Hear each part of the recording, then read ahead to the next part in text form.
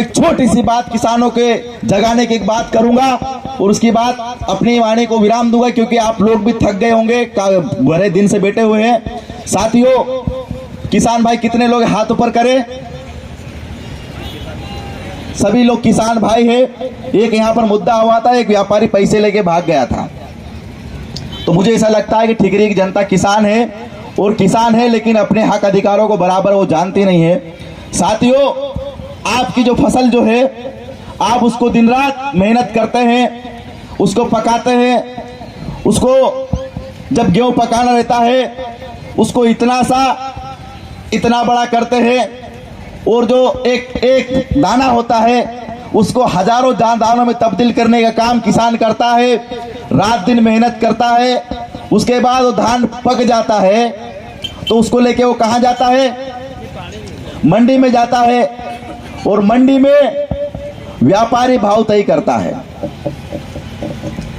व्यापारी भाव तय करता है और व्यापारी बोलता है कि 15 रुपए गेहूं, 17 रुपए, 18 रुपए, 19 रुपए, 20 रुपए। आपको ना सरकार ने एक बात पूछी कि आपकी खेती में कितना पैसा लगा, ना ही व्यापारी ने पूछा आपको कितना पैसा लगा। लेकिन साथियों, ये सामने कैमरा रखा हुआ है। ये कैमरा जहां पर एक इसका मालिक जो हमारे भैया रिकॉर्डिंग कर रहे हैं, ये जब दुकान पे कैमरा लेने के लिए गए थे तो इनको इस कैमरे की कीमत पूछी होगी।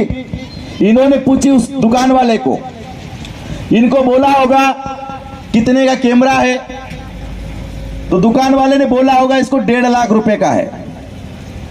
ये बात किसने बोली? आप लोगों से जानना चाह रहा हूं, आप सत्संग सुनने नहीं आए हैं। मालिक ने बोला। कैमरे का मालिक कौन? दुकान वाला। उसने बोला। इस कीमत कितनी बोली उसने? 1.5 लाख रुपए। 1.5 लाख उसने कैसे जोड़ी? इसका लेंस, इसका हैंडल, इसकी बनावट, इसमें जो इलेक्ट्रॉनिक जो चीजें हैं, 10,000, 20,000, 50,000, 60,000, ऐसा करके इसकी कीमत कितनी हुई? 1.5 लाख रुपए। उसके बाद दुकान वाले के पास आया, फैक्ट्री ने बनाकर उसको दुकान वाले के पास दिया। दुकान वाले ने 10,000 उसका मुनाफा निकाला और 1,60,000 में अपने को बेचता है। वो इस भाई को बोला होगा कि 1,60,000 में दूंगा, इससे कम में नहीं दूंगा मैं। तुमको लेना हो तो लो, नहीं तो मत लो। लेकिन ये कौन कर रहा है? एक व्यापारी कर रहा है। उसको मुनाफा मिला है उसमें, और मुनाफा पर जोड़ के उसने जोड़ा है। साथियों, सेम टू सेम हमारी फैक्ट्री में पकने वाला जो मक्का होता है, जो गेहूं होता है, लेकिन इसके बावजूद कीमत हम तय नहीं करते। एक व्यापारी जो होता है वो उसकी तय करता है।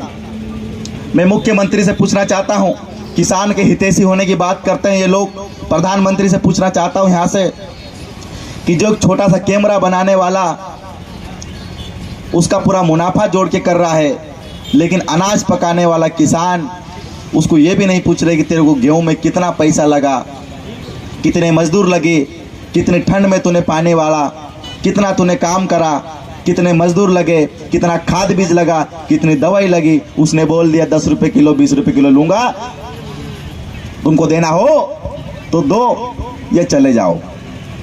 ये सबसे बड़ी विडंबना है। तो हम क्यों न सब किसान मिलके हम खुद हमारी फसल का रेट तय करें?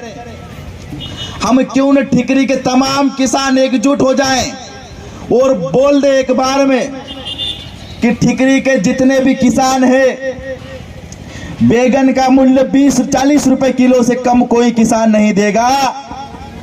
जिस व्यापारी को 40 रुपए किलो हो तो ले या घर चला जाए। क्यों? कि इतना हमको लगा है और इतना मुनाफा है, ये हम किसान क्यों नहीं कर सकते? हम क्यों इन पे डिपेंड रहते हैं? हम क्यों इन व्यापारियों पर डिपेंड रहते हैं? तो ये चीज साथियों, किसान भाइयों, ये चीज हमको करना पड़ेगा। ये एकता हमको लाना पड़ेगा। आपका यूरिया 266 में मिलने वाला यूरिया आपको 500 और 700 में दिया जाता है, और वो बोल के जाता है किसी को बोलना मत, सिर्फ तेरे को ही दे रहा हूं मैं, और खुशी खुशी वो लेके भी आ जाता है। और उस दूसरे को सही में नहीं बोलता है। वो ये सबसे बड़ी विडंबना है। वो सभी को गुमराह कर रहा है वो व्यापारी। और वो व्यापारी हमारे गांव में आया था 2 जोड़ी कपड़े लेकर, आज बिल्डिंग बना लिया उसने। हम कल भी झोपड़ी में थे, आज भी हम झोपड़ी में हैं। कभी सोचा हमने कि ऐसा क्यों हमारे साथ हो रहा है? इस पे विचार मंथन करने की जरूरत है। हम लोग बोलते हैं हमारे साथ में बहुत बड़े दुश्मन हैं। आज हम जिन लोगों से लड़ रहे हैं उनकी बहुत बड़ी ताकत है, आप जाग जाओ। लेकिन कैसे जागते हैं? आधे इधर जा रहे हैं, आधे उधर जा रहे हैं। एक समय था जब लड़ाई तोपों से लड़ी जाती थी, उसके बाद कुश्तियों से लड़ी जाने लगी। लेकिन आज की स्थिति में लड़ाई ज्ञान से लड़ी जाएगी। तो आप आपके दुश्मन से कैसे लड़ोगे जब आपको पता ही नहीं है? आप जब आप अनाज बेचने जाओगे आपको मूल्य ही नहीं पता है, उसका समर्थन मूल्य कितना है आपको यही नहीं पता है, तो आपका तो शोषण होगा ही। आप मजदूर हो, आपके क्या क्या हक अधिकार है वो आपको पता ही नहीं होगा, तो आपका तो शोषण होगा ही।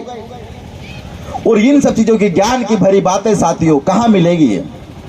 वो ऐसे कार्यक्रमों में मिलती है। मैंने इसीलिए सबसे पहले बोला था कि जन जागृति वाला जो कार्यक्रम जो चलते हैं इनके लिए सबसे बड़े ताली बजाओ करके, क्योंकि जितनी तारीफ करे जाए उतनी कम है। दूसरी बात, गजानन दादा जो आए थे, हम जो किताबें पढ़ते हैं, आज कितने लोग मेरे को बता दे कोई किताबें पढ़ ले। जो वक्ता आता है, जो बुद्धिजीवी आता है, वो कहीं तमाम जगह का सार लेके आता है। मैं मानता हूं कि बहुत सी बातें किसी के विचार नहीं मिलते हैं, किसी के विचार मिल जाते हैं, लेकिन हमको कहीं ना कहीं उन इतने सार में से कम 2 शब्द 2 लाइनें तो लेके जा ही सकते हैं। हमारे घर जा सकते हैं कि नहीं जा सकते हैं? कम से कम इतनी बातें तो हम घर बता सकते हैं ना। हमारे घर जो रहते हैं उनको बोल सकते हैं ना हम इस देश के मालिक हैं, कम से कम इस स्वेग में तो रहेंगे हम। जिस समय आपने इस बात को साबित कर लिया, इस बात को जहन में उतार लिया, उस दिन से आपका शोषण होना बंद हो जाएगा। आपकी सबसे ज्यादा तादाद है, जनसंख्या है आपकी। अभी चुनाव हुए थे, 2 मिनट ले लूं सर, इजाजत हो? 2 मिनट ले लूं मैं, चलेगा? अभी चुनाव हुए थे तो हम हर जगह जगह देख रहे थे। इससे पहले विधानसभा हुआ था, लोकसभा हुआ था, तो सबसे बड़ी विडंबना देखने को मिलती है कि दारू का जो खेपोन उतरती है, वो दारू की खेपोन कहां उतरती पता है आप लोगों को? अरे आप लोगों से पूछ रहा हूं, कहां उतरती है? आदिवासी के गांवों में, तुम्हारे घरों में ऐसी दारू की बोतलें कभी तुमने देखा? ठिकरी के शहर वाले लोगों में कभी बाढ़ दे खंबे ले लेकर कोई विधायक प्रतिनिधि आए, कोई भाजपा का है, कोई कांग्रेस का है, या फिर कोई दूसरी पार्टी, कोई सा भी हो, बाटल लेके जा रहा हो, जी एक साड़ी ले ले, एक वोट दे दे, कभी देखा आप लोगों ने ऐसा करते हुए? कभी दारू का खंबा लेके जाते हुए देखा कि एक पेटी रख ले, तुम्हारे मोहल्ले वालों को पिला देना, बोलना इस पे वोट दे, कभी देखा है आप लोगों ने? लेकिन क्यों, कहां पे बांटेंगे दारू? बांटेंगे ये गांवों में। क्यों?